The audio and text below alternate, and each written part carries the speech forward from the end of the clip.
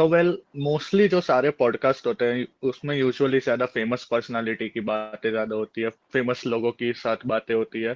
तो इसमें क्या होता है कि जो एक कॉमन आदमी का पर्सपेक्टिव है वो छूट जाता है। तो हमारा ये पॉडकास्ट से बेसिकली ये इंटेंशन है कि कॉमन बंदे का जो पर्सपेक्टिव हो वो सबके सामने लाए। तो आज मेरे साथ है आनंद भाई। आनंद भाई मेरे यूनिवर्सिटी में बैचमेट है, तो हम लोग साथ में ऐसे बात कर रहे थे। हम लोग हमारी जब भी फोन पे बात होती थी दोस्तों के साथ, तो हम लोग हर टॉपिक के बारे में बात करते थे। A to Z हो गया, रिलीजन हो गया, क्रिकेट हो गया, और दूसरी पर्सनल लाइफ की चीजें हो गई। तो मैंने सोचा कि क्यों ना इसको रिकॉर्ड करके यूट्यूब पे डाला जाए, देखते हैं लोगों को क्या रिएक्शन आता है, कि क्या लोग इससे रिलेट कर पाते हैं नहीं। तो ओवर टू यू आनंद भाई, थोड़ा सा आपका इंट्रोडक्शन दे दीजिए। Hello guys. मेरा नाम आनंद है, मैं कोलकाता से हूँ। कोलकाता में एक छोटा सा जगह है, आपका प्लेस है चंदा नगर। मैं वहीं से बिलोंग करता हूँ। चंदा नगर एक्चुअली मोस्ट फेमस आपका जोगदारती माँ जो है, उसके लिए बहुत फेमस माना जाता है यहाँ पे। जोगदारती माँ एज अ स्वरूप अब माँ दुर्गा का ये एक होता है। उन्हीं से इंस्पायर होके यहाँ पे जोगदारती माँ बहुत ही अच्छे तरह से फेमस, बहुत ही ज़्यादा लोग एज अ यहाँ पे बिलीव करते हैं उनके ऊपर। और चंदन नगर मोस्टली और फेमस है आपका यहाँ के लाइटिंग के लिए बहुत फेमस है। और चंदन नगर और फेमस है आपका यहाँ पे फ्रांसीसियो का सबसे लास्ट होकर गए थे। फ्रांसीसियो ने यहाँ पर भी बहुत राज किया है, इसीलिए और फेमस है। और और सब कुछ फेमस है यहाँ पे। आप कोलकाता आओगे तो पता चल ही जाएगा चंदा नगर क्यों फेमस है। हाँ, क्या पूछ रहे थे नचिकेत भाई आप? थैंक यू फॉर द अपना क्वेश्चन। इंट्रोडक्शन आनंद भाई, बहुत सही बोले हो। तो आपने चंद्रनगर की बात की, तो आपने जैसे अभी नोटिस किया होगा कि मैं जैसे अभी लास्ट ईयर आया, 5 साल बाद इंडिया वापस आया। कि आपको जैसे पता है मैं कनाडा में रहता हूँ, पर मैं हम्म। मेनली इंडिया से हूँ। तो मैं 5 साल पहले आया, तो मैंने मेरा जो सिटी था वडोदरा, मैंने वहां पर बहुत डेवलपमेंट देखा कि वहां पर अचानक से ये एक मैसिव ग्रोथ आ गया है। तो तुम चंद्रनगर के बारे में या कोलकाता इन जनरल के बारे में क्या बोलोगे कि जैसे आप ग्रो अप कर रहे थे तभी कोलकाता और चंद्रनगर कैसा था वर्सेस अभी कैसा है? चंदा नगर बेसिकली आपका अभी बहुत ही ग्रो अप हो गया। अभी बहुत ही यहाँ पे लोग आ गए हैं। अब तुम्हारा वेस्ट बंगाल का एक टाउन है, टाउन जैसा पूरा बन गया है। ठीक है, ये तुम्हारा हिस्ट्री कल्चर एंड डेवलपमेंट में बहुत आगे निकल गया है। यहाँ पे लोग आते हैं आपका माइंड फ्रेश करने के लिए आते हैं समथिंग।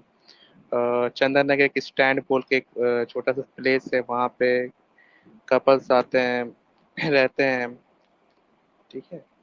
और चंदा नगर की शुरुआत समथिंग 1673 में, जहाँ पे फ्रेंच ईस्ट इंडिया कंपनी के मतलब अधिकार में आया था ये। एक 1757 में भी एक ब्रिटिश ने कब्जा किया था यहाँ पे। और 1815 में फ्रांस और ने छोड़ दिया इसे, और 1950 में ये ऑब्वियसली इंडियन गवर्नमेंट के कंट्रोल में आ गया था।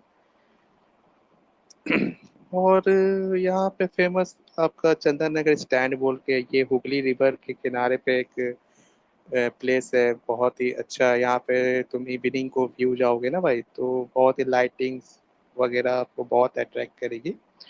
और चंदन नगर म्यूजियम भी बहुत ही फेमस। यहाँ पे एक हिस्ट्रिक फ्रेंच का रेसिडेंसी है, जिसमें 18th सेंचुरी को एंटिक्विक्स एंड आर्टिफैक्ट्स दिखाए जाते हैं। और एक पताल बाड़ी बोल के एक है, ये एक यूनिक बिल्डिंग है जिसका बॉटम फ्लोर गंगा में सबमर्ड है पूरा, मतलब गंगा में वो अंदर तक पूरा गया है। हालांकि उसे बंद कर दिया गया है, पर तभी भी है वो। और एक सेकेंड हर्ट चर्च है। एक्चुअली थोड़ा सा डरावना दिखता है वो, थोड़ा सा 1884 में आई थिंक वो बना था। लोग जाते हैं, पर थोड़ा सा डरावना है। और बहुत कुछ है। नंदा दुलाल टेम्पल भी है यहाँ पे, 1740 में बना था ये। कृष्णा जी का, कृष्णा जी को ये समर्पित है। और चंदा नगर एक छोटा सा बस यही है, हिस्ट्रिक प्लेस है। सही है, सही यहाँ है। पे टूरिज्म तुम्हारा स्टैंड स्टैंड म्यूजियम पातालबाड़ी और चर्च टेम्पल पार्क यही सब ज्यादा कर है। थोड़ा सा मतलब हिस्ट्री को बहुत ही जोड़े रखता है चंदानगर प्लेस टाउन जो है हमारा।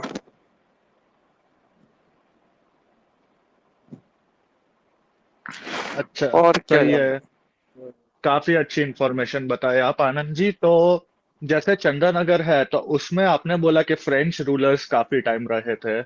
तो फिर आप ऐसे हम्म। कुछ ऐसा यूनिक फ्रेंच इन्फ्लुएंसेस है वहां पर जो दूसरी जगह पे नहीं है इंडिया में? जैसे इंडिया को ब्रिटिशर्स ने मेजरली कैप्चर किया था, तो अंग्रेजों का बहुत इन्फ्लुएंस है इंडिया में। जैसे अपने सिस्टम देख लो, या अपने कपड़े पहनने का हम्म। तरीका देख लो, या ऑफिस सिस्टम। तो ऐसे जैसे आपने बोला कि फ्रेंच लोग ज्यादा थे चंद्रनगर पे, तो उसमें यूनिक इन्फ्लुएंसेस कोई ऐसे है चंद्रनगर में फ्रेंच लोग के?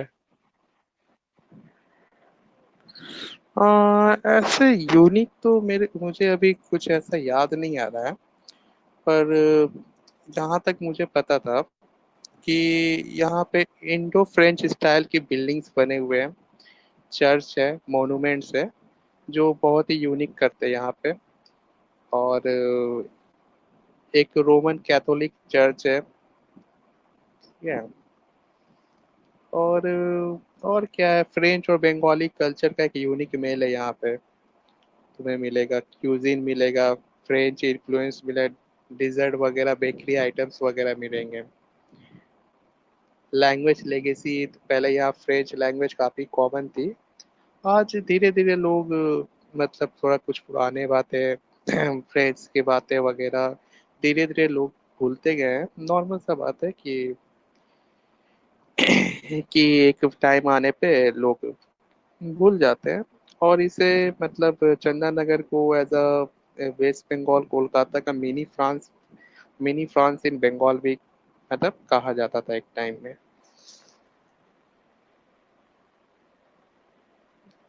बस यही सही है। है। और तो फिर जैसे आप, ये तो चंद्रनगर की बातें हो गई, तो कोलकाता इन जनरल, आपका growing up in bigger part of Kolkata, मतलब कैसा एक्सपीरियंस रहा है एज अ किड और अभी एज एन एडल्ट? डिफरेंसेस और सिमिलैरिटीज क्या है? देखो कोलकाता के बारे में कोलकाता क्या है, कोलकाता जब मैं एज अ किड था, एज अ किड से and अभी मैं बहुत डेवलप देखा हूँ कोलकाता को। धीरे धीरे बहुत डेवलप हुआ। अभी हाल फिलहाल अभी आपका मेट्रो हमारा बहुत अच्छा हावड़ा से सियालदह तक कनेक्ट कर दिया गया है। वे ज़्यादा दिन नहीं हुए, 1 वीक ही, 1 या 2 वीक हुआ है ये। और देखा जाए तो कोलकाता धीरे धीरे एज अपने हेरिटेज को, अपने कल्चर को पूरे हर स्टेट से अलग करती है। कि यहाँ पे एज अ कोलकाता को हम लोग सिटी ऑफ जॉय भी कहते हैं, आपको पता है। 2000 पहले इसे कैलकाटा कहा जाता था। 1911 तक ये ब्रिटिश ईस्ट इंडिया कंपनी की कैपिटल थी। और कोलकाता की दुर्गा पूजा स्थान है, फेस्टिवल है। पहले भी बहुत अच्छे मनाए जाते थे, अभी भी और धीरे धीरे बहुत डेवलप हो रहे हैं। कोलकाता के ट्रांसपोर्ट भी बहुत पहले जो, आपको पता है कि इंडिया का सबसे पहला मेट्रो जो सिस्टम आया था 1984 में, वो कोलकाता मेट्रो यहीं पे चला था। कोलकाता आपको ना अपने आप में जुड़ी रखती है। मैं ये कह सकता हूँ कि आप कोई पर्सन अगर अनदर स्टेट से आप कोलकाता में आ जाए ना, तो यहीं का वो रह जाता है। यहाँ से उससे कहीं जाने का मन नहीं करेगा, कहीं किसी और स्टेट में। यहाँ का कल्चर देखकर, यहाँ का लोगों का प्यार देखकर, यहाँ पे क्या बोलते हैं डेवलपमेंट देखकर, मतलब पुरानी बिल्डिंग से तो है, पुरानी बिल्डिंग्स बहुत है, अभी भी है। मतलब खुद से लोग प्यार करते हैं, उसी में स्टेबल हो गए, उसी में अटैच कर लिए गए हैं। मतलब जैसे कि आप जैसे आपको 10 रुपए कमाना है, तो यहाँ के लोग वो 10 ही रुपए के लिए कमाएंगे। उन्हें 20 रुपए पे कमाना नहीं है। तब ज्यादा नहीं करना है कुछ, कि 10 रुपए में लाइफ काटनी है, 10 रुपए में ही रहनी है मेरे। ऐसा वो लोग अपनी लाइफ को जीते हैं। और दुनिया भर की बातें करेंगे, पॉलिटिक्स की बातें, इधर उधर की बातें, आपस में जुड़े रखेंगे। और यहाँ की हर बिल्डिंग की अपनी अपनी न्यूज़ स्टोरी है। हर बिल्डिंग आपको एक कनेक्टिविटी बताएगा। यहाँ ब्रिटिशर की, यहाँ पे लोग कैसे क्या थे, ब्रिटिश की एक एक बिल्डिंग आपको एक साथ जुड़े रखेगी, जिससे आप कोलकाता को छोड़ के नहीं जा सकते। अगर कोई पर्सन कोलकाता से अनदर स्टेट वो रह गया, मगर उससे अगर पूछा जाए कि आपको अनदर अनदर स्टेट में मजा आ रहा है कि कोलकाता में मजा आएगा, पर उसका फर्स्ट चॉइस कोलकाता ही रहता है कि मेरे को कोलकाता में ही ज्यादा मजा आता है। यही है कोलकाता की सबसे बड़ी खासियत। और जैसे आपने मेंशन किया कि कोलकाता का कल्चर कल्चर ही स्पेशली बहुत रिच है वो कोलकाता, तो उसका जो एक दुर्गा पूजा की अपनी बात हुई कि मैंने भी बहुत सुना है, खुद मैं अभी इतना लकी नहीं हूं कि मैंने एक्सपीरियंस किया है दुर्गा पूजा। तो दुर्गा आप पूजा थोड़ा। तो कोलकाता की जान। दुर्गा पूजा एक्चुअली क्या है ना, कोलकाता की जान है। फेस्टिवल में पूरा सिटी का एक म्यूजियम बन जाता है दुर्गा पूजा। रविन्द्रनाथ टैगोर, सत्यजीत राय जैसे महान कलाकार यहीं से हैं। रविन्द्रनाथ टैगोर जो हमें नेशनल एंथम दिया वो यहीं से है। और दुर्गा पूजा के बारे में तो क्या बताओ, दुर्गा पूजा वर्ल्ड फेमस है। कोलकाता की दुर्गा पूजा मतलब एक हिंदू की ये फेस्टिवल है जो माँ दुर्गा जो महिषासुर पर विजय सेलिब्रेट करती है, आपको पता ही है। ये ये पंडाल, यहाँ का पंडाल हर मोहल्ले में अपना एक ग्रैंड पंडाल बनता है, मतलब जिसमें अलग अलग की थीम होती है। जैसे थीम हो गया आपका इंडिया का रूरल बंगाल के बारे में, मॉडर्न आर्ट के बारे में। अब माँ दुर्गा की प्रतिमा, फिर अब यहाँ की एक कुमार टोली बोल के एरिया स्पेशली, यहाँ पे माँ दुर्गा जो बनते हैं ना, लगता है कि माँ दुर्गा में जान आ गई है।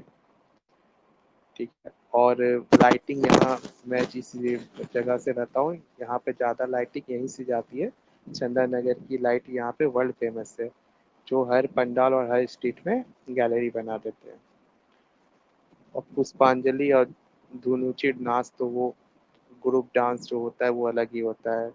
फिर 10वीं के टाइम में यहाँ पे सिंदूर खेला होता है। सिंदूर खेला एक्चुअली क्या होता है कि जितनी मैरिड वुमेन होती है माँ दुर्गा को सिंदूर से अर्पित करती है और एक दूसरे को लगाती है।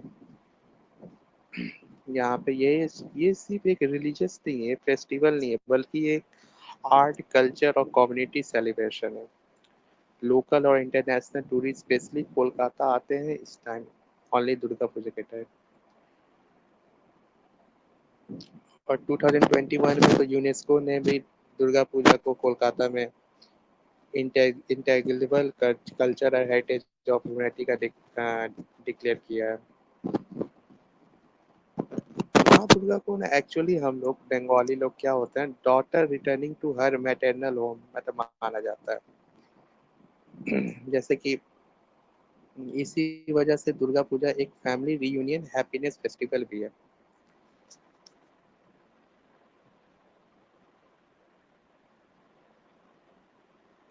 और दुर्गा पूजा के बारे में और क्या, यहाँ पे कुमार टोली पार्क जो है मैंने बताया, वहाँ पे मास्टरपीस के दुर्गे, मतलब ऐसे ऐसे दुर्गा माँ का मूर्ति मिलेंगे ना, नहीं पता। फिर तुम्हारा बाग बाजार, आपका बाग बाजार एक सरोजनी दुर्गा पूजा है। यहाँ पे भी 100+ साल पुराना मतलब दुर्गा वहाँ बैठा जाता है। कॉलेज स्क्वायर है। फिर आपका एक एक डालिया एवरग्रीन क्लब है। संतोष मिश्रा एक्वायर है। जितना नाम लो उतना कम है, सब में अपनी अपनी श्री भूमि हो गया, सुरुचि संघ, देशोप्रिया पार्क हो गया। ये सब की पंडाल खुद में ही यूनिक होती है। और रात को पंडाल ऐसा लगता है कि मजा आता है, क्योंकि उस वक्त लाइटिंग इतनी होती है जैसे सिटी ऑफ लाइट बन जाता है हमारा कोलकाता।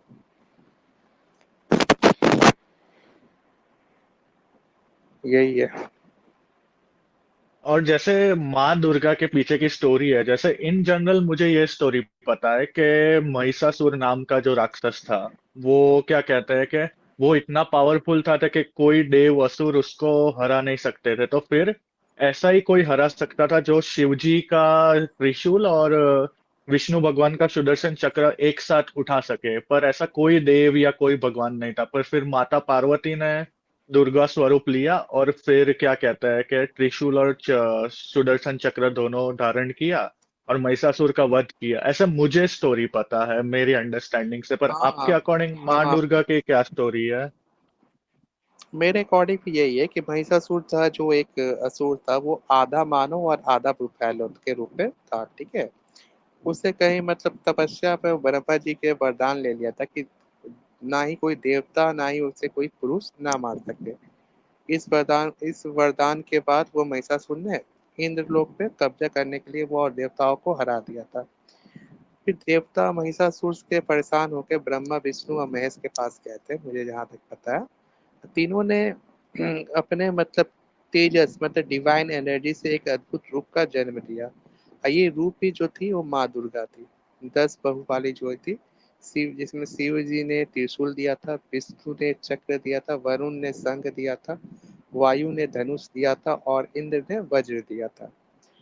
और माँ दुर्गा ने महिषासुर से 9 दिन तक युद्ध किया था। हर दिन उसने असुर सेना को हराया, और अंत में 10वें दिन विजयदशमी दशहरा जिस दिन होता है, माँ ने महिषासुर को उसके महिष रूप में भाला से मतलब मार दिया था, ठीक है। इसलिए माँ को महिषासुर मर्दानी भी कहा जाता है। कहानी का एक्चुअली अर्थ ये है कि अंध मतलब महिषासुर जो था वो अंधकार और अहंकार और बुराई का प्रतीक था, और माँ दुर्गा जो है शक्ति सत्य और न्याय का प्रतीक है। तो इस कहानी का पाठ यही है कि सत्य और शक्ति जो है हमेशा बुराई पर विजय प्राप्त करती है। मतलब जितने भी अगर बुराई जितना भी पावरफुल क्यों ना हो, और जितना भी वो दिखाए कि मैं बड़ा क्यों ना हूँ, वो सत्य और शक्ति के सामने हमेशा छोटा ही रहता है। और नवरात्रि और दुर्गा पूजा में 9 दिन माँ के 9 रूप पूजे जाते हैं। शैलपुत्री से स्टार्ट होकर सिद्धि रात्रि तक खत्म होता है। 10वें दिन विजयदशमी और बुराई पर अच्छाई के जीत के रूप में सेलिब्रेट किया जाता है। और माँ दुर्गा के 9 रूप हैं, आपको पता है, मैं उसके बारे में भी बताता हूँ। उनकी स्पेशलिटी क्या है, कि उन सब में क्या स्पेशल है। माँ दुर्गा के सबसे पहले शैलपुत्री है। इन्हें हिमालय की पुत्री कहा जाता है, ठीक है। ये शांति और स्थिरता के प्रतीक माने जाते हैं इन्हें। और हाथ में इनका त्रिशूल और कमल और नंदिया। दूसरे हैं आपका ब्रह्मचारिणी, दूसरा दिन। ये तपस्या की देवी मानी जाती है, ठीक है। ये त्याग और संयम की शक्ति देती है, ठीक है। तीसरी हमारी चंद्र घंटा माँ है। ये माथे पर इनका आधा चंदा जैसी घंटी है, ठीक है। हाथ में शस्त्र, शक्ति और भय का दूर करने वाली है। तुम्हारे जितने आपको भय डर वगैरह कुछ लगेगा, चंद्र घंटा माँ की पूजा करो आप, वो आपको दूर। चौथा है आपका कुसमांडा देवी। कुसमांडा देवी जो है वो अपनी हंसी और ब्रह्मांड का सृष्टि किया है, ठीक है। उत्साह और जीवन शक्ति की देवी है ये। हाथ ये तुम्हारा आपका जितना आपके अंदर उत्साह जीवन, जितना आप इनका कुसमांडा देवी की पूजा करोगे, आपके हर जीवन में आपका उल्लास वगैरह आते रहेगा। चौथा है आपका स्कंद माता। पांचवा है आपका स्कंद माता देवी। ये कार्तिकेय की माता मतलब स्कंदा की माता कही जाती है, ठीक है। ये मातृत्व और दया की प्रतीक है स्कंद माता, मतलब माता के प्रतीक के रूप में इन्हें कहा जाता है। छठे है हमारे कात्यायनी देवी। इसे ऋषि कात्यायनी की कन्या भी कहा जाता है। ये योद्धा के रूप में दुश्मन का नाश करती है। और सातवां है हमारी कालरात्रि। काली रूप काले वर्ण की देवी कहते हैं इसे। अंधकार और राक्षस की शक्तियों को समाप्त करती है। और आठवां है हमारी महागौरी। ये सफेद वस्त्र और क्या बोलते हैं की पहन के रहती है, एंड ये सुंदरता और पवित्रता और दया की देवी है। और नौवीं हमारी सिद्धि सिद्धि क्या बोलते हैं, सिद्धिदात्री देवी। ये चार भुजा कमर पर विराजमान होती है, अंतिम रूप जो भक्त को सभी सिद्धियां देती है, जितनी सिद्धि चाहिए आपको ये सारी देती है। तो यही है वहाँ के सारे स्वरूप के नाम। सही है, एकदम ब्यूटीफुल। पता है, जैसे ऐसे माँ की बातें करते हैं, जब भी अभी बात कर रहे हैं या इन जनरल आपसे जब भी फोन पे बात हुई, जब भी आप माँ की बातें करते हैं, तो ऐसी एक एनर्जी फील होती है जैसे माँ खुद बैठ के हमारे साथ ये सब कुछ सुन रही है, ऐसा लगता है। ऐसा नहीं है। ऐसा एक्चुअली क्या है कि आप माँ को जितना एक्सप्लोर करोगे, जितना उसके ऊपर रिसर्च करोगे, हम किसी के ऊपर सर्च करते हैं, किसी को हम अच्छे से जानते हैं, उसके ऊपर ढूंढने का ट्राई करते हैं ना, तो हम उसके ऊपर ना और कुछ मतलब धीरे धीरे उनको जानना स्टार्ट करते हैं, धीरे धीरे समझना स्टार्ट करते हैं। जैसे कि हमने बचपन में हमने पढ़ाई की थी, स्कूल में किए थे। अगर समथिंग बचपन में हमारे मम्मी पापा ने बताया था ए फॉर एप्पल होता है, ठीक है। एप्पल हम लोग को पता गया कि ये रेड रेड कलर के एप्पल होते हैं। तो धीरे धीरे हमने एप्पल के बहुत सारे वैरायटी जाने कि एप्पल के बहुत सारे वैरायटी होते हैं। ग्रीन एप्पल होते हैं, रेड एप्पल होते हैं, येलो एप्पल होते हैं, मतलब हर टाइप के वैरायटी के एप्पल पाए जाते हैं। तो हमने धीरे धीरे उसके ऊपर रिसर्च किया, तो हम लोग को पता चला कि एप्पल के बहुत सारे वैरायटी। वैसे ही माता के ऊपर है कि पहले हम लोग को पता था कि यार माता होती है, पर धीरे धीरे हम लोग उसके ऊपर रिसर्च करने गए, उस पर जान जितना आप उसके ऊपर जानोगे ना, तो उसके ऊपर आप कुछ ना कुछ आपको न्यू मिलेगा, और उसके ऊपर आपको अच्छा लगेगा कि भाई हमारे उपनिषद, हमारे हिस्ट्री, हमारे कल्चर में इतने पुराने पुराने बातें लिखे गई है, जो आजकल के यंगस्टर इसे भूलते जा रहे हैं, और वेस्टर्न कल्चर को इस तरह से अपना रहे हैं कि हमारा जो रियल इंडियन कल्चर है, सॉरी, रियल इंडियन कल्चर है, तो उसे सब इग्नोर कर रहे हैं। सबको लग रहा है कि वेस्टर्न कल्चर ही हमारा सबसे आगे, सबसे टॉप पे है। ऐसा नहीं है। आप इंडियन कल्चर को जानोगे, पहचानोगे। ऐसे नहीं कहता था कि हम लोग पुराने के लोग, हम लोग के कहते थे, हमारे एंसेस्टर लोग भी कह सकते हैं, और जो बाहर के लोग आते थे वो लोग भी कहते थे भारत सोने की चिड़िया है। ऐसे नहीं कहते थे भारत सोने की चिड़िया है। सोने की चिड़िया वो ऐसा माना जाता था, ऐसा किया जाता था कि वो सोने की चिड़िया है। ये उसके ऊपर आपने अगर आप जानोगे। बोलो बोलो आप। नहीं नहीं, ये आपने बहुत सुंदर बात कही कि मैंने भी नोटिस किया है कि दो सेक्शन बन रहे हैं अभी, स्पेशली इंटरनेट की वजह से। जो आपके जैसे मेरे जैसे क्यूरियस लोग हैं, वो लोग बहुत ऐसे भारतीय कल्चर, भारतीय पुराण, भारतीय इतिहास में जा रहे हैं। और दूसरा जो सेक्शन है, जैसा आपने बोला कि वेस्टर्न कल्चर है, जो वेस्टर्न लोग कल्चर से इन्फ्लुएंस होके अपने कल्चर के थ्रू ब्लाइंड हो रहे हैं। तो आपका मतलब ऐसे क्या सजेशन है कि जैसे यंग जनरेशन्स को और कैसे हम अपने कल्चर में पुल कर सकते हैं वापस?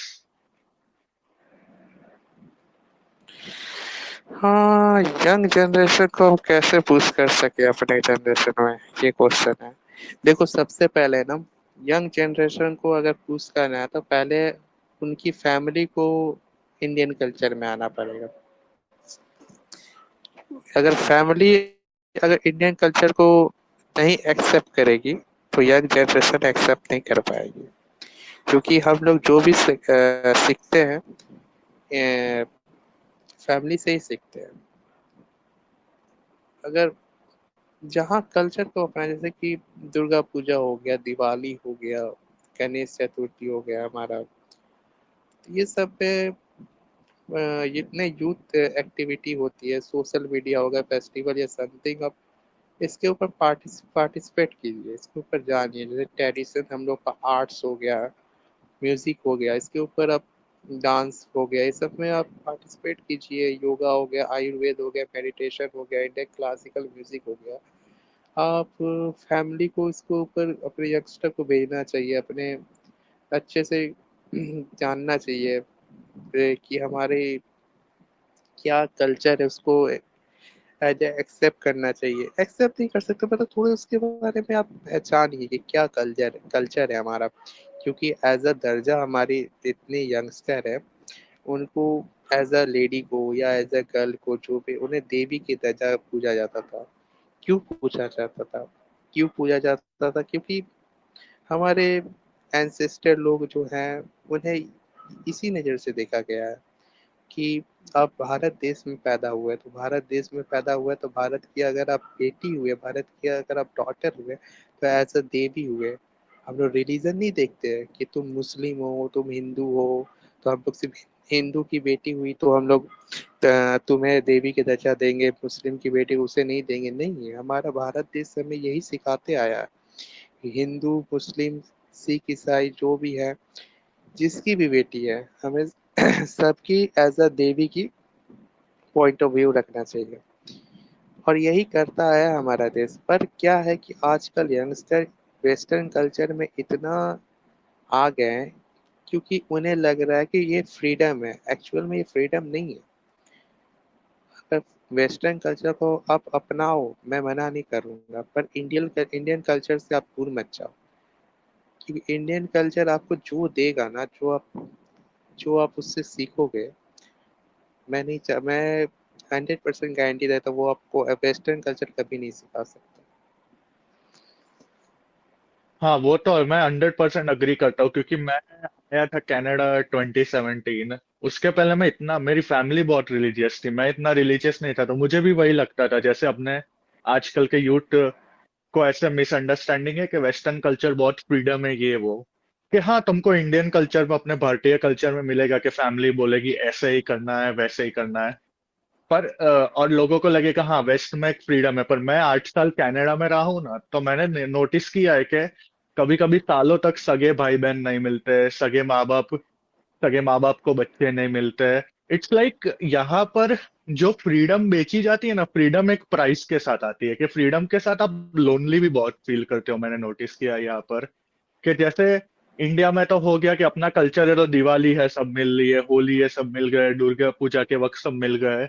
बट यहाँ पर तो ऐसा है कि इनके दो ही फेस्टिवल आते हैं मेजर, क्रिसमस और थैंक्स गिविंग, और एक और हैलोवीन। तो वो टाइम पर ही लोग मिलेंगे। और not like devaluing the festivals, but यहाँ पर ऐसा है कि फॉरेन के कल्चर में इंडिविजुअलिज्म और वो सब ज्यादा सिखाते हैं, रादर देन टुगेदरनेस। और इंडिविजुअलिज्म एक टाइम के लिए, टेम्पररीली कोई नया बंदा आया होगा ना, तो उसको ये बहुत अच्छा लगेगा 3-4 साल बाद।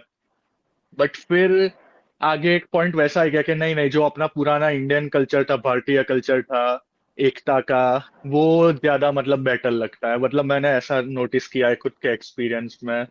आपका क्या पर्सपेक्टिव है इसके ऊपर? हाँ, इंडियन कल्चर में क्या है ना, सबसे बड़ी बात या मुझे सबसे बड़ी खासियत जो यहाँ की सबसे अलग लगती है, वो अलग अलग भाषा है। ठीक है, हम लोग का अलग अलग लैंग्वेज है, हम लोग का अलग अलग धर्म है, अलग अलग परंपरा है, और हो सके अलग अलग खाना है। ठीक है, होते हुए भी सब लोग ना एक साथ रहते हैं। वासुदेव वासुदेव कुटुंबकम, पूरी दुनिया एक परिवार है, यही इंडियन फिलोसफी है हमारा। यहाँ हिंदुज्म, बुद्धिज्म, जैनिज्म, सिखिज्म जितने हैं सब रहते हैं साथ में। क्रिश्चियनिटी, जुडेशियम भी यहाँ रहते हैं। ठीक है, यहाँ पे टेम्पल हमारे, मॉस्क्यू, मोनूमेंट्स, सब सबकी रिस्पेक्ट करते हैं हम लोग। सब अपनी अपनी, हमारा वेदास, उपनिषद, भगवत गीता जो वर्ल्ड फेमस है, हमारी एंशियंट यूनिवर्सिटी जो हमारा नालंदा तक्षशिला हो गया। ठीक है, और सब जो है इंडियन कल्चर, जो ओशियन है, जो जितना समझो उतना गहरा मिलता है। ये कल्चर हमेशा इतना इन्वॉल्व करता होता है कि अपनी जादू से जुड़ा रहता है। मतलब अपनी यादों से हम लोग जितना इसमें बातें करेंगे, जितना खोए, मतलब खोए रह जाएंगे इसमें। ये इंडियन कल्चर की खासियत है, मतलब इसको एक्सप्लेन ही नहीं कर पाऊंगा मैं। इंडियन कल्चर मतलब one of the oldest and richest culture in the world. हाँ, फैमिली वो तो। वैल्यू हमारी, हम्म। हमारी इम्पोर्टेंस टू फैमिली, जो हमारी रिस्पेक्ट टू एल्डर हम लोग सब करते हैं, जितने हो गए, यही और है जैसे हमारी। जैसे अभी हाँ धर्म बोलो और बोलो। कल्चर की बात कर रही है तो थोड़ा सा मैं आपको एक कंट्रोवर्शियल क्वेश्चन पूछना चाहता हूँ कि स्पेशली मैंने ये हम्म, चीज 5-10 साल में थोड़ी ज्यादा नोटिस की है। मे बी अपोजिशन पॉलिटिक्स की वजह से जनरल ओपिनियन चेंज हो रहा है, पर मैंने सोशल मीडिया पे इन पर्सन ये बहुत नोटिस किया था कि पहले क्या था कि पहले हिंदू मुसलमान क्रिश्चियन थे वो लोग एकदम एक होके रहते थे। और फिर क्या हुआ कि हम्म, फिर मैंने एक नया ट्रेंड देखा है कि और उसमें हिंदू मुसलमान और क्रिश्चियन तो इतना नहीं बोलते, अपने हिंदू ही अंदर दूसरे हिंदुओं की आलोचना करते हैं। जैसे फॉर एग्जांपल मैं बहुत रिलीजियस हूँ या मैं बहुत भगवान में मानता हूँ तो लोग मुझे अंधभक्त बोलेंगे, मेरे खुद के ही हिंदू दोस्त। हम्म, पर सामने अगर वही हिंदू दोस्त मुसलमान या क्रिश्चियन को देखेंगे वो बहुत रिलीजियस होते हो तो उनको बहुत रिलीजियस लर्नेड पर्सन मानेंगे। जब भी कोई हिंदू तिलक करेगा या हिंदू हर रोज पूजा करेगा तो उसके दूसरे फेलो हिंदूज ही उसकी मजाक उड़ाएंगे। तो ये तुमको क्या लगता है कि ये माइंडसेट का तुम्हारा क्या पर्सपेक्टिव है इसके ऊपर? ये माइंडसेट हमारे ना बना दिए गए हैं, मतलब ये क्या कर दिया है कि कोई हिंदू जो है, ये हम लोग को बता दिया गया है कि हम लोग ऐसे करेंगे तो क्या बोलते हैं किसी की मतलब पूजा करेंगे या समथिंग या अपने गॉड को ये करेंगे तो हम लोग ये अंधभक्त है, हम लोग तुम्हारा क्या बोलते हैं अ, कि हम लोग उसके ऊपर बहुत ज्यादा ये पढ़ाई वगैरह का मैंने अपनी सोशल लाइफ छोड़ के हम लोग इसके ऊपर ज्यादा घुस गए हैं। क्योंकि हिंदू धर्म की असली फिलॉसफी है ना कि सत्य एक है, उसे अलग अलग तरीके से कहा जाता है। और जब लोग इसको इग्नोर कर देते हैं तभी अननेसेसरी आलोचना शुरू होती है, मुझे जहां तक लगता है। एग्जैक्टली और मुझे एक मिसकंसेप्शन वही वो भी लगता है कि लोग बोलते हैं कि जो अगर तुम बहुत रिलीजियस हो गए तो ये बंदा सन्यासी बन जाएगा, ये बंदा वैरागी बन जाएगा। पर रियलिटी अपनी ऐसी है कि जैसे तुमने बोला अलग अलग मार्ग है एक ही सत्य के, तो वैसे sannyas and vairag is one of the मार्ग्स। पर जो भगवत गीता में श्री कृष्णा ने खुद बोला है कि क्या कहता है कि सच्चा भक्त वो भी होता है जो रियल लाइफ में लेके रह के अपनी ड्यूटीज फुलफिल करके भी फिर भी भगवान की भक्ति के लिए टाइम निकलता है। उसका आप पे क्या पर्सपेक्टिव है? मेरा मानना यही है ना कि हर रास्ते से इंसान एक ही सत्य तक पहुंचता है। दूसरे की निंदा करने के बजाय उसके मार्ग के सम्मान करना ही असली धर्म है। अगर आपको कोई आपको बोल रहा है, कोई आपको आलोचनाएं कर रहा है, वो भले ही मेरे ही फ्रेंड हुए, मेरे ही एक कुछ हुए, तो वो एज अ उनके पास मतलब उन्हें ऐसा तकलीफ होता है कि भाई मैं नहीं कर पा रहा हूँ, कोई एज अ रिलीजन के मार्ग में क्यों चल रहा है। तो जैसे मैं अपनी खराब अपनी परिस्थिति में, अपनी सिचुएशन में जैसा हूँ, मैं भी उसे वैसा ही बनाता हूँ। मैं जैसा जिस सोच में रह रहा हूँ उसको भी वैसा ही सोच देता हूँ। तो यही सब कारण वो आलोचनाएं करते हैं, बुराई करते हैं, ठीक है, आपके माइंड डिस्ट्रैक्ट करते हैं, समझो कि। मगर सबसे बड़ा बात यही है कि मैं यही बोलूँगा कि बोलने वाले तो बोलते रहेंगे, आप किस किस को चुप करवाओगे। जब तक आप इसको इग्नोर नहीं करोगे, इग्नोर करते चलोगे, ठीक है? क्योंकि आप जो पूजा करते हो समथिंग, आप जो भगवान की आराधना करते हो, भगवान को मानते हो, दिल से मानते हो, उनका जो आपको पीस मिलता है, किसे मिलता है? आपको मिलता है ना, ठीक है? तो आपको मिलता है वो पीस, हमें क्या सिखाता है? हमारा उपनिषद उपनिषद हमारा गीता में, हमारा सब में वही लिखा गया है कि बोलने वाले भाई बोलते रहेंगे। वो हिस्ट्री आप उठा के देख लो, जब आप अच्छे कर्म करोगे ना तो सब आपके अगेंस्ट हो जाएंगे, सबको आपको इग्नोर करके खुद आपको धर्म के रास्ते में चलते ही रहना पड़ेगा। बिल्कुल एकदम सही बात बोले हैं। एकदम आपके विचार इस पे गहरे हैं और एकदम मैच्योर विचार है, क्योंकि काफी लोग ये धर्म की चीज को लेके कंट्रोवर्सी भी बहुत खड़ी करते हैं, बट आपने लाइक एकदम डिटेल में एक्सपेक्टिव से दुर्गा माँ और काली माँ में क्या डिफरेंस है और उनकी लाइक जनरल लोर क्या है, लोगों के सामने जनरल जो लोग बातें करते हैं उनके बारे में। देखो, दुर्गा माँ और काली माँ में मुझे जहाँ तक लगता है कि दोनों शक्ति स्वरूप है। सुंदर, जैसे कि स्वरूप के, माँ दुर्गा के स्वरूप में क्या होता है कि सुंदर, शांत और दिव्य रूप वाली देवी होती है। और माँ काली एक्चुअली में उग्र रूप, ठीक है, उग्र रूप वाली देवी होती है। और अ, इनका, दुर्गा माँ का सभी देवताओं की शक्तियों का संगम है। और काली माँ जो है माँ दुर्गा के क्रोध से जन्मी रूप है, कि क्रोध से वो जन्मी रूप है। और शॉर्ट अंडरस्टैंडिंग आप कहो तो माँ दुर्गा जो शक्ति का सौम्य और संतुलित का रूप है, मतलब रक्षा करने वाली है। और माँ काली जो है वो शक्ति का अति उग्र रूप है, मतलब संहार करने वाली, बुराई को अंत करने वाले रूप है। ठीक है, यही है, यही डिफरेंस है। और दोनों में जैसे कि आपको पता ही है, दुर्गा से काली का प्रकट होना। जैसे बहुत समय पहले एक रक्तबीज नामक एक राक्षस था, जिसके ऊपर बहुत मतलब बहुत उसने तबाही मचा दी थी। देवताओं ने मिलकर माँ दुर्गा की आराधना की। माँ दुर्गा ने अपने सौम्य रूप में उन्होंने असुरों का संहार तो किया, लेकिन माँ ने रक्त बीज को मारा, मारा, उसके खून से और असुर पैदा होते गए। तो ये सब देखकर माँ दुर्गा को महसूस किया अब उन्हें अपने उग्र रूप की आवश्यकता हो।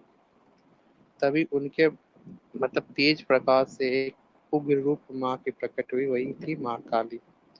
और माँ काली का रूप इतना भयानक था, इतना बिखरे बाल इतने थे, तो उन्होंने एक रक्त बीज को मारना शुरू किया। जब उसका खून गिरता तो माँ काली अपने जीभ से उसे पी लेती थी, जिसे पी लेती थी। आखिरकार माँ काली ने रक्त बीज का संहार कर दिया। इस तरह दुर्गा का शांत रूप से माँ काली का उग्र रूप का संहार, दोनों मिलकर धरती को बचाया। बेसिकली इससे क्या आपको सीखने मिलता है, माँ दुर्गा जो है वो शांति, शक्ति और सुरक्षा की देवी है। और माँ काली जो है क्रोध, संहार और बुराई का अंत है। दोनों एक ही शक्ति के दो पहलू है, जैसे दिन और रात होते हैं वैसे ही। सही है, सही है, ब्यूटीफुल। और आप जैसे काफी आज मैंने नोटिस किया है काफी यंगस्टर्स काल भैरव की पूजा में, महाकाली की पूजा में बहुत इंटरेस्टेड हो रहे हैं, तो आपको क्यों लग रहा है कि यंगस्टर्स क्यों इतना महाकाली पे आजकल बहुत पुल्ड हो रहे हैं, लाइक क्यों उनको महाकाली के तरफ एक लगाव हो रहा है?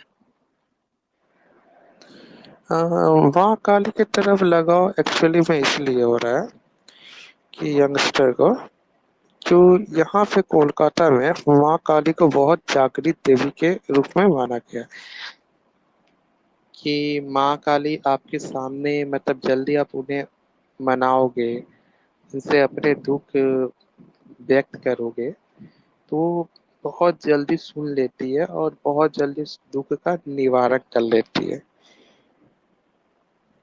बहुत जल्दी आपकी जितनी तकलीफ वगैरह है बहुत जल्दी हो जाती है। जैसे लोगों को लगता है कि जो भयानक शक्ति बुराई को खत्म कर सकती है वही उनको सुरक्षा देगी।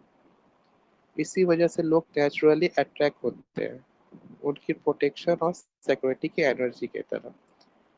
माँ काली के रूप आपका फियर्स और फियरलेस है। जो लोग अपनी लाइफ के स्ट्रगल एंड डिफिकल्टी से गुजर रहे होते हैं, उन्हें काली को कॉरेज, काली उन्हें करेज और स्ट्रेंथ और इंस्पिरेशन मिलता है। और जितनी पावर, स्ट्रेंथ सब माँ काली उन्हें देते हैं अपनी की स्ट्रगल लाइफ को दूर करने के लिए। और काली माँ को टाइम, डेथ एंड ट्रांसफॉर्मर की देवी भी माना जाता है। जो लोग अपने निगेटिव हैबिट्स हुआ, मतलब पास्ट में जो अपने मिस्टेक किए, उसको खत्म करना चाहते हो और उनको वो नेचुरली अपने तरफ अट्रैक्ट करना चाहते हैं, मतलब एक नई लाइफ स्टार्ट करना चाहते हैं जितनी पास्ट की मिस्टेक को हटाकर। इसीलिए वो इस कारण भी उन्होंने माँ की पूजा करते हैं। और इनका एक माँ काली का रिचुअल्स मंत्र स्ट्रॉन्ग बहुत एनर्जी गिविंग देते हैं, मतलब बहुत वो पढ़ने से लगता है कि बहुत पॉजिटिव वाइब्स आता है। अब भक्तों को लगता है कि उनकी प्रेयर्स और उनकी इंस्टेंट इफेक्ट्स होता है, जैसे कि उनकी पूजा करने से मैंने अभी बताया कि लगता है बहुत जागृत है कि वो आपके साथ आते रहती है। माँ काली की तरफ लगाव होता है प्रोटेक्शन, स्ट्रेंथ और आपका पावर के लिए। उनको उग्र रूप लोगों के अंदर बहुत ही हिम्मत देता है और उन्हें फियरलेसनेस बनाता है। यही है, यही आजकल यूथ माँ काली के ऊपर बहुत ज्यादा जाते हैं। और जैसे बोलते हैं कि मैंने ऐसे खुद अपनी रिलीजियस रिसर्च से थोड़ा नोटिस किया है कि तुम कृष्ण साधना करते हो तभी तुम क्या कहते हैं कि तभी तुम्हारे साथ कृष्ण भगवान लीलाएं करेंगे। पर शिवजी या काली माँ की साधना करोगे तो ऐसा बोलते हैं वो पहले तुमको पूरा डिस्ट्रॉय करेंगे, तुमसे दोस्त दूर कर देंगे जो नेगेटिव एनर्जी है, फिर तुमको धीरे धीरे रीबिल्ड करेंगे। तो इसमें से काली माँ को कितना सच है कि ऐसा सच्ची में होता है कि काली माँ की पूजा करके तुमको ऐसा पूरा डिस्ट्रॉय करती है माँ फिर तुमको रीबिल्ड करती है? हाँ, ये बात तो एकदम आपने सही सुना है, क्योंकि जब आप काली माँ की पूजा करोगे, ये मेरे साथ भी होता है क्योंकि मैं भी काली माँ की पूजा करता हूँ। जब मैं काली माँ के साथ जुड़ा था स्टार्टिंग में, तब मेरी लाइफ में बहुत ऐसे ऐसी घटना हुई कि मेरे को ऐसा लगा कि भाई ये मेरे साथ ही क्यों हो रहा है।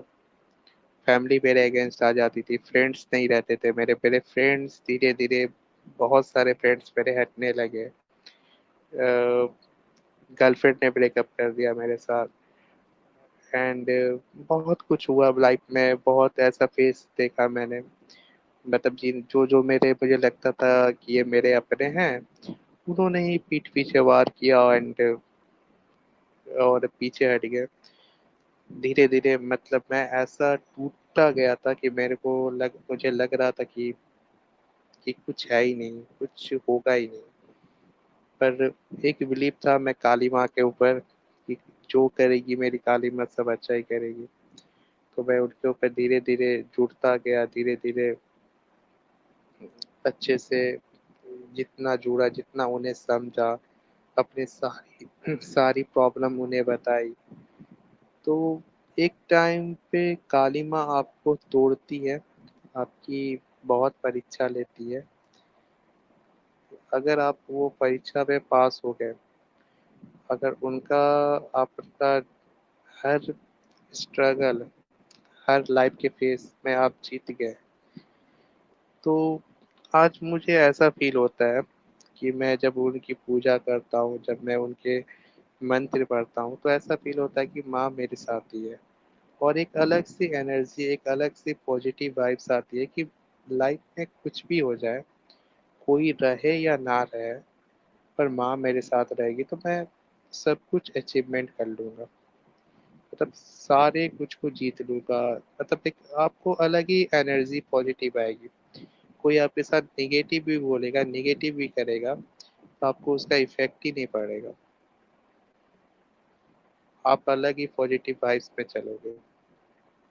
बस यही है काली माँ का स्वरूप और यही है काली माँ का रूप, ब्यूटीफुल पूजा ब्यूटीफुल, करना। बहुत सही चीज बोले। और एक चीज, आप कामाख्या माता के मंदिर गए हो, मुझे आपने मुझे बताया था, तो मैं अभी तक जाने की ट्राई कर रहा हूँ तो नहीं हो रहा पॉसिबल। तो आपका क्या एक्सपीरियंस था कामाख्या मंदिर पे, और क्यों अपने यंगस्टर्स को वो मंदिर को विजिट करना चाहिए? कामाख्या माँ का मंदिर में क्यों विजिट करना चाहिए? क्योंकि कामाख्या माँ के मंदिर में ना सेम जैसे काली माँ की वाइब्स होती है, वैसे ही कामाख्या माँ के मंदिर में अलग पॉजिटिव वाइब्स होती है। वहाँ पे आप जाओगे तो कि ये असम के गुवाहाटी में नीलांचल हिल पर ये है। शक्तिपीठ है।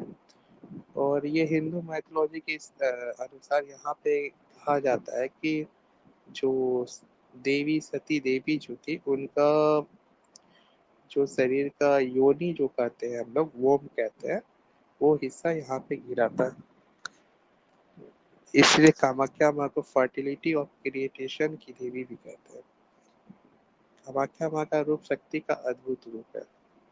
उनका फोकस आपका लाइफ क्रिएशन और शक्ति पर है। ठीक है। और सबसे बड़े फेस्टिवल यहाँ पे अम्बुबाची मेला जो है वो जो जून में होता है, पर मैं अम्बुबाची मेला पे तो कभी गया नहीं।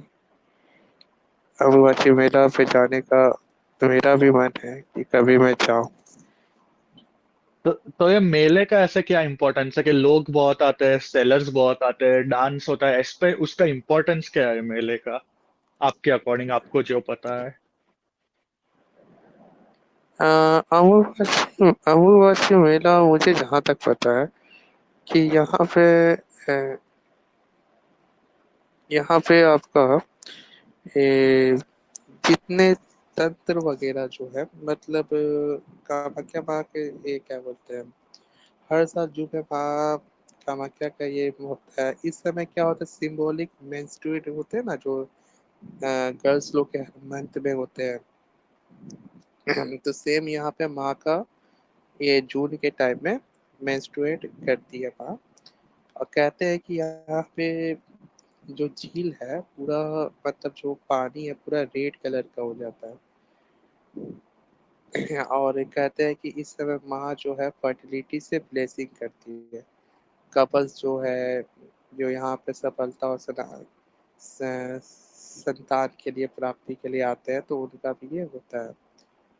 और यही कारण है कि फॉरेन कंट्री के लोग आते हैं और साधु योगी तांत्रिक भी इस मेला में शामिल होते हैं। वो अब स्पिरिचुअल एनर्जी और पावर का एक्सपीरियंस करना चाहते हैं। और ये मेला सिर्फ एक रिलीजियस फेस्टिवल नहीं है बल्कि ये बंगाली हुआ, असमी हुआ, नॉर्थ ईस्ट कल्चर का मेजर इवेंट है। यहाँ म्यूजिक, रिचुअल, भजन, स्पिरिचुअल प्रैक्टिस सब होते हैं। और यही है, ये वर्ल्ड वाइड की एक रेयर मेला है जहाँ पे क्या बोलते हैं मेंस्ट्रुअल साइकिल को डिवाइन शक्ति के रूप में सेलिब्रेट करते हैं, इसीलिए ये फेमस है ज्यादा कर। सही है, सही है, एक दिन जाना पड़ेगा वो मेले में भी। वो तो हम्म, है।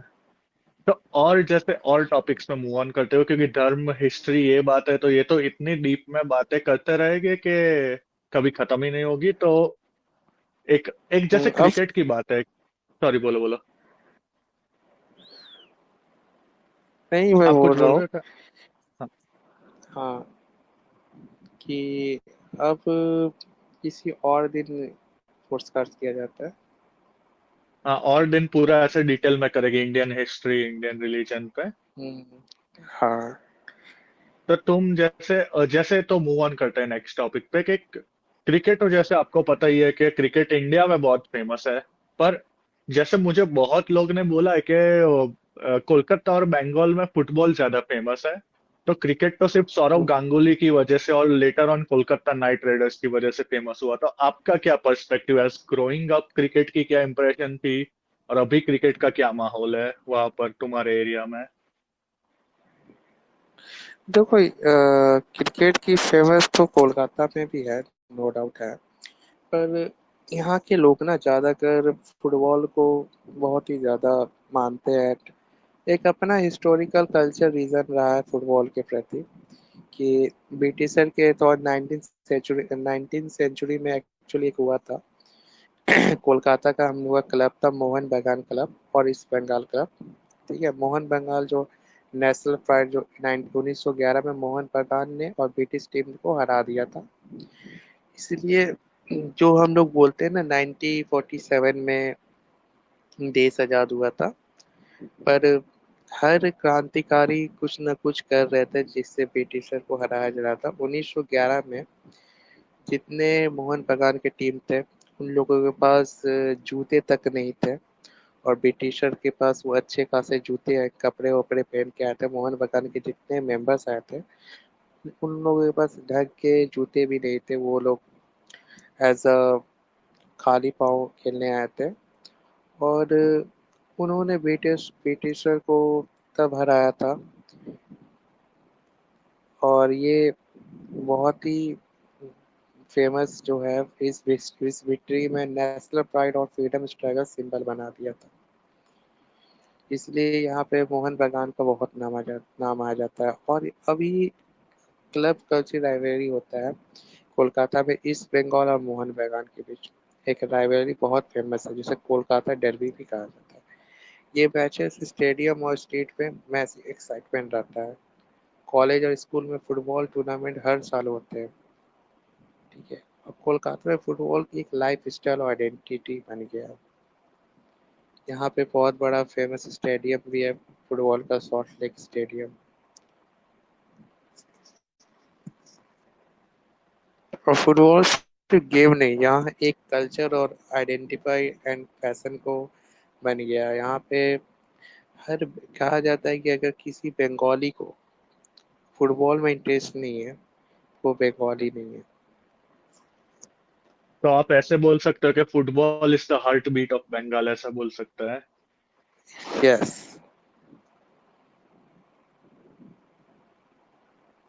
तो जैसे आप क्या देख रहे हो कि फुटबॉल का अभी फ्यूचर इंडिया में क्रिकेट टू कंपेयर कैसा, और कितना टाइम लगेगा कि फुटबॉल एक मेजर देखो स्पोर्ट बनेगा इंडिया में? देखो मुझे जहाँ तक लगता है भाई कि फुटबॉल एक स्टेट में फेमस रहने से कुछ नहीं हो सकता है, पूरा हर स्टेट में फेमस होना चाहिए फुटबॉल को। और फुटबॉल को जिस तरह से ये क्रिकेट को सपोर्ट किया जाता है इंडियन गवर्नमेंट द्वारा, उस तरह से मुझे जहाँ तक लगता है फुटबॉल को उस लेवल में आज भी सपोर्ट नहीं किया जाता है। यहाँ के बीसीसीआई हो गया जो फुटबॉल के लिए मतलब क्रिकेट के लिए इतना इन्वेस्ट करते हैं एंड इतना देखते हैं, फुटबॉल के लिए मुझे जहाँ तक लगता है कोई भी उतना इन्वेस्ट करना नहीं चाहता है। अगर फुटबॉल को अगर कोई अच्छे से सपोर्ट करे ना, तो एट द टाइम इंडिया जो है वो फुटबॉल में टॉप में भी आ सकता है। जैसे कि आप पुर्तगाल और ब्राज़ील, अर्जेंटीना, ये सब का आप नाम सुनते हो, तो हमारा इंडिया भी ऐसा नाम इस नाम से फेमस हो सकता है।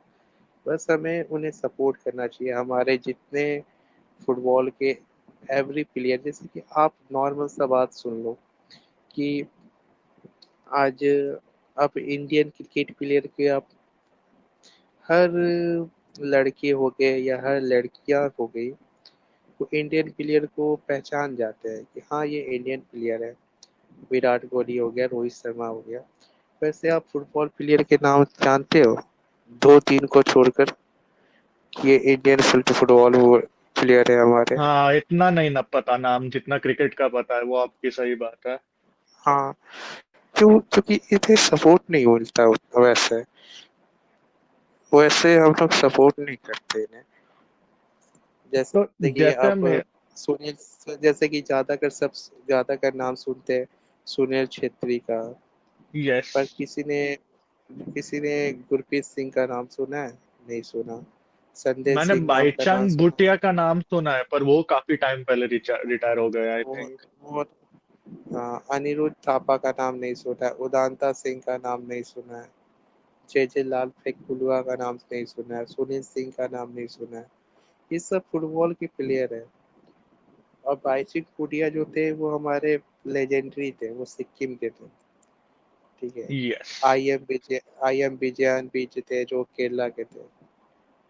तो मुझे क्या लगता है कि जैसे आई थिंक फुटबॉल को भी क्रिकेट जैसा कुछ चाहिए, इन सेंस हिस्टोरिक मीनिंग में। जैसे आप हम एक्चुअली देखें तो 1975 और 1979 में क्रिकेट भी इतना बड़ा नहीं था, पर अपने जैसे 1983 वर्ल्ड कप जीते तो उसके बाद एक डिफाइनिंग मोमेंट आ गया कि लोग क्रिकेट में इंटरेस्ट लेने लगे। तो आपको क्या लगता है फुटबॉल में ऐसा क्या होगा कि कोई टूर्नामेंट जीतने से होगा, या वही जो आपने बोला कि अवेयरनेस स्प्रेड करने की जरूरी है, गवर्नमेंट को फंड्स अब देने की जरूरी है? गवर्नमेंट को गवर्नमेंट को फंड्स देने की जगह अवेयरनेस प्रोवाइड करने की लिटरली जरूरत है।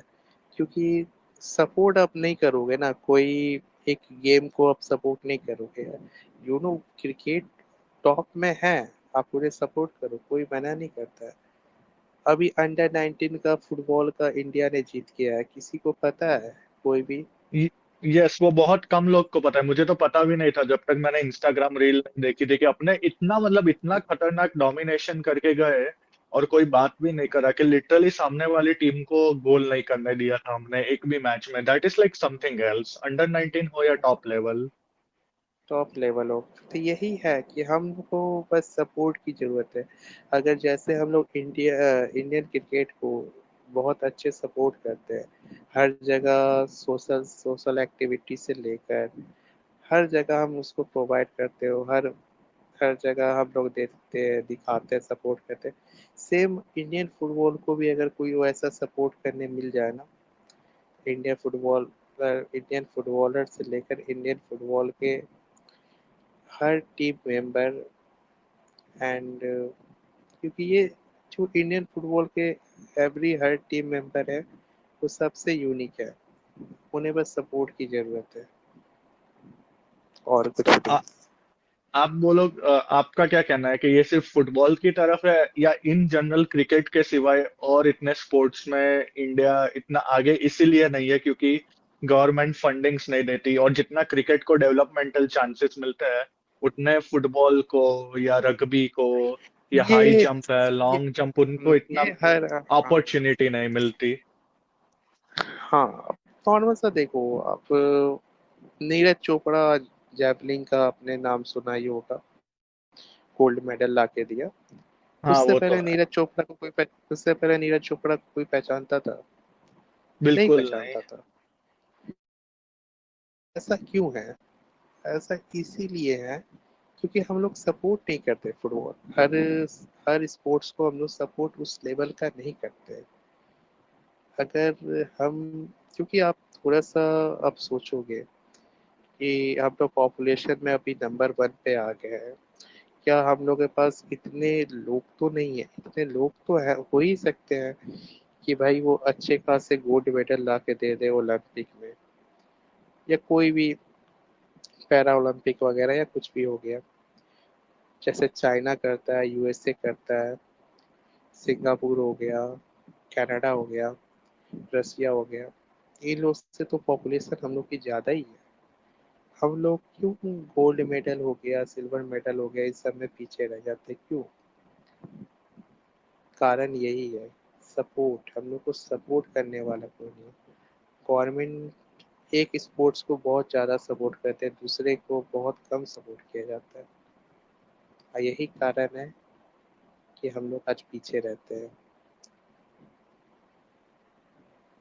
हाँ वो बहुत मतलब ऐसे वो बहुत है कि मुझे लगता है कि बचपन से ही स्कूल में ही थोड़ा दूसरे स्पोर्ट्स को प्रमोट करना चाहिए, ताकि पेरेंट्स हम्म, को, टीचर्स को, ताकि क्या कहते हैं कि उन लोग में भी एक कल्चर फॉस्टर हो। वरना अगर बचपन से ही तुमको ये बता देंगे कि क्रिकेट ही अल्टीमेट स्पोर्ट है या तुमको डॉक्टर या इंजीनियर बनना है, तो फिर स्पोर्ट्स में इतना ध्यान नहीं रखेंगे। जैसे मैंने यहाँ पर एक ऐसे मुझे काफी सारी चीजें जो कनाडा की यूएस की पसंद नहीं है, पर एक मुझे कनाडा यूएस की चीज पसंद है कि बचपन से तुमको पूरा क्या कहते हैं कि तुमको अगर स्पोर्ट्स में इंटरेस्ट हो तो पेरेंट्स, स्कूल, टीचर्स तुमको प्रमोट करते हैं ये स्पोर्ट में आगे बढ़ने की, which is very good. Yes, यही प्रमोट हमारे स्टेट में, हमारे कंट्री में क्यों नहीं होता? यहाँ वही। पे फैमिली सपोर्ट नहीं करते, ठीक है? फैमिली अगर सपोर्ट भी कर दी, स्कूल सपोर्ट नहीं करते, स्कूल सपोर्ट नहीं कर दिए, इतने करप्ट लोग बसे हुए हैं इंडिया में कि आपका स्पोर्ट्स पे ज़्यादा का स्पोर्ट्स में बहुत करप्शन होते हैं। वो चाहे हाँ हर स्पोर्ट्स का बैट कर लो, करप्शन अच्छे खासे होते हैं। Exactly exactly। और मैंने कहीं पर आर्टिकल पढ़ा था कि स्पोर्ट्स की एडमिनिस्ट्रेशन में भी क्या करते हैं कि किसी को एक्सपीरियंस नहीं है स्पोर्ट का। जैसे फुटबॉल का किसी को बंदे को दूर दूर से एक्सपीरियंस नहीं होगा, वो बंदे को जैसे स्पोर्ट्स कमेटी का हेड बना देंगे। तो काफी लोग ये भी बोलते हैं कि फॉर्मर एथलीट्स को वो कमेटी में बनाओ, हेड्स बनाओ, कोचिस बनाओ, ताकि डिफरेंस पड़े। तो आपको क्या लगता है उससे डिफरेंस पड़ेगा स्पोर्ट में? एकदम पड़ेगा, बनाना भी चाहिए। अगर कोई मिनिस्टर समथिंग स्पोर्ट्स का एस भी नहीं जानता, उसे आप स्पोर्ट्स का मिनिस्टर बना दोगे तो वो डुबाएगा ही ना, स्पोर्ट्स को डुबाएगा ही, नॉर्मल सा बात है। अगर समझो एज अ एग्जाम्पल, आप आईएएस ऑफिसर के पोस्ट पे बैठे हो, ठीक है, आपको पीपल को हैंडल करना आता ही नहीं है, तो आप उस पोस्ट का मजाक उड़ा रहे हो ना। हाँ, वो तो सही है आप कि आप टेक्निकली डिसरिस्पेक्ट कर रहे हो पोस्ट को, कि बंदे को जिसको दूर दूर का नहीं पता उसको स्पोर्ट्स मिनिस्टर बना के फायदा क्या, राइट? रादर देन फ्यूचर में विराट। चलो, तो थैंक यू वेरी मच आनंद भाई, आपसे बात करके बहुत अच्छा लगा अपने ये पहले एपिसोड में, कि काफी सारी चीजें हैं जो अपने इसका अलग पॉडकास्ट बना सकते हैं, तो फॉर श्योर फिर से टाइम सेट करके पूरा एक अलग से बनाएंगे, फिर पूरा सा हाँ फिर से एकदम, बात होगी आपसे। आज के लिए एकदम बस जरूर। आज के लिए बस इतना ही, फिर मिलेंगे। बाय बाय गाइस, अगर कुछ गलती हो गई तो मैं दिल से सॉरी मांगता हूँ, क्योंकि मैं भी एक स्टूडेंट ही हूँ, और मैं भी ये हाँ, सीख ही रहा हूँ आप ही की तरह। मैं भी अभी सीखने का ट्राई कर रहा हूँ, जितना मेरे पास नॉलेज है मैं उतनी शेयर किया हूँ। हो सके मेरे पास कुछ कुछ नॉलेज गलत भी हो सकती है, कुछ कुछ नॉलेज सही भी हो रही है। अगर कुछ गलत नॉलेज हो गई हो तो आप लोग मुझे उसे नॉक कीजिएगा कि यहाँ पे मैंने गलती की है, एंड उसे आप बहुत अच्छा प्यार दीजिएगा। अगर कुछ गलती होगी तो मुझे मैं बताइएगा, मैं उसे सीखने का ट्राई करूँगा। मुझे गलती अगर गलत लगी तो मैं उसे एक्सेप्ट करूँगा और आपसे माफ़ी मांगूंगा, और उसे एक अपनी लाइफ में ये करूँगा कि भाई इस गलती को मुझे रिपीट नहीं करना है। और अपना प्यार बनाते रहिएगा। मिलता हूँ फिर। Bye. Bye bye guys, take care. Bye guys. Kohli या सुनील शेट्टी उन लोग को स्पोर्ट्स मिनिस्टर बनाएंगे तो उन लोग को पर्सपेक्टिव पता चलेगा कि स्पोर्ट्स इंफ्रास्ट्रक्चर